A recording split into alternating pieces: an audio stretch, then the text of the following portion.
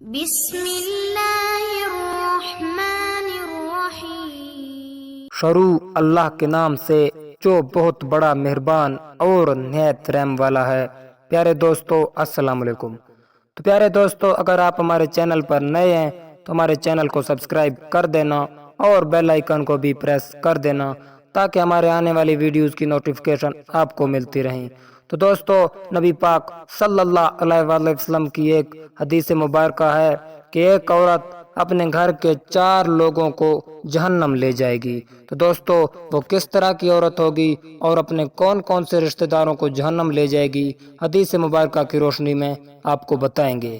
تو چلیں video start کرتے ہیں۔ امید ہے آپ نے ہمارے چینل کو سبسکرائب کر دیا۔ تو چلیں ویڈیو کی طرف چلتے ہیں۔ تو دوستو، نبی پاک صلی اللہ علیہ وآلہ وسلم نے فرمایا ایک عورت اپنے گھر کے 4 آدمیوں کو جہنم لے کر جائے گی۔ تو صحابہ کرام رضی اللہ تعالیٰ عنہ نے عرض کیا، حضور وہ کس کس کو جہنم لے کر جائے گی؟ تو کریم رسول نے فرمایا وہ سب سے پہلے اپنے باپ کو جہنم لے کر جائے گی، کیونکہ سب سے پہلے اس کی تربیت اس کے باپ نے کی تھی۔ باپ نے بیٹی کی ہر خواہش پوری کی تھی، لیکن اپنے بیٹی کو پردے کے لیے نہیں کہا، اس لیے بیٹی سب سے پہلے اپنے باپ کو جہنم لے جائے گی۔ کیونکہ بیٹی کی جہنم جانے کی وجہ بھی باپ ہے، کیونکہ باپ نے اس کو پردے کا نہیں کہا، اس لیے وہ جہنم جا رہی ہے۔ اس لیے سب سے پہلے وہ اپنے باپ کو ہی ذمہ دار ٹھہرائے گی اور سب سے پہلے اس کا باپ جہنم میں جائے گا۔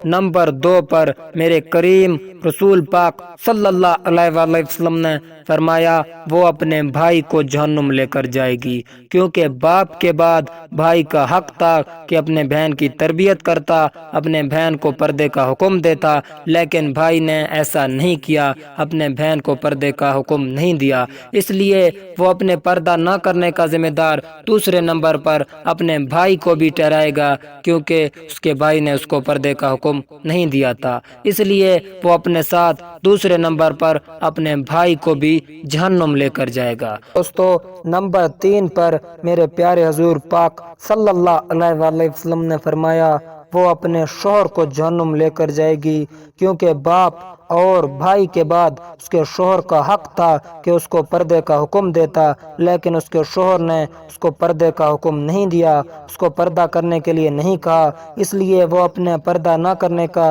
ذمہ دار اپنے شوہر کو بھی ٹھہرائے گی، اس لیے نمبر 3 پر اس کا شوہر اس کے ساتھ جہنم جائے گا۔